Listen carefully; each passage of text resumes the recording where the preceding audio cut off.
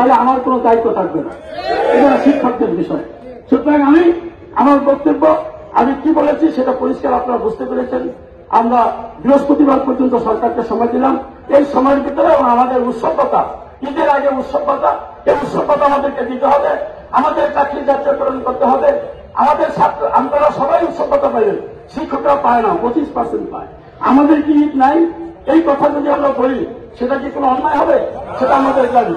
সেই উৎসবতা দিতে হবে এবং শিক্ষা অধিদপ্তর থেকে সামগ্রিক প্রত্যয় করতে হবে। এবং ওই নুরুজ্জামানের পদত্যাগ, যে নাকি ব্রিফকেস নিয়ে সিন্ডিকেট বাণিজ্য করে, তার পদত্যাগ চাচ্ছি। মিডিয়া ভাইয়ের হাতে সেটা যুগ্ম সচিব যে ফাইলটা মেনটেন করে, প্রণয়নের ফাইলটা মেন করে, সেই যুগ্ম সচিব, তার নাম নুরুজ্জামান। আর সচিব, আমরা যখন আন্দোলন করেছি রাজপথে, পুলিশে আমাদেরকে ধরে ধরে নিয়ে গেছে, আমরা জঙ্গলে থেকেছি, আমরা পাহাড়ে জঙ্গলে আটকা দিয়েছি।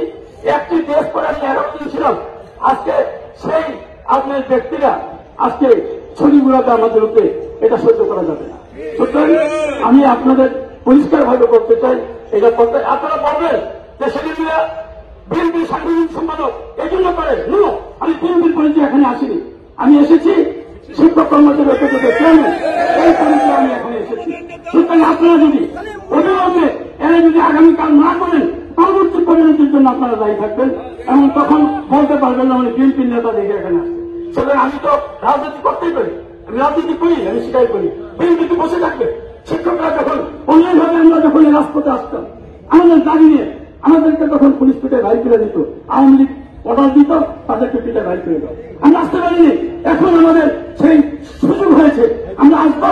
শিক্ষাক্ষেত্রে কোনো অন্যায়কে আমরা মেনে নিব না, শিক্ষাক্ষেত্রে কোনো অন্যায়কে আমরা বরদাস্ত করবো না। আজকে আপনারা যার যার প্রতিষ্ঠানে চলে যান, বৃহস্পতিবার পর্যন্ত দেখবো। এরপরে যে কর্মসূচি আছে সেই কর্মসূচিতে প্রত্যেকটা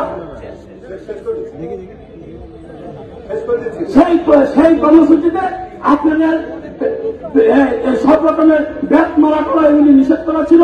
কয়েকদিন ধরে ওইভাবে আসবেন। সবাইকে ধন্যবাদ। আসসালামু আলাইকুম।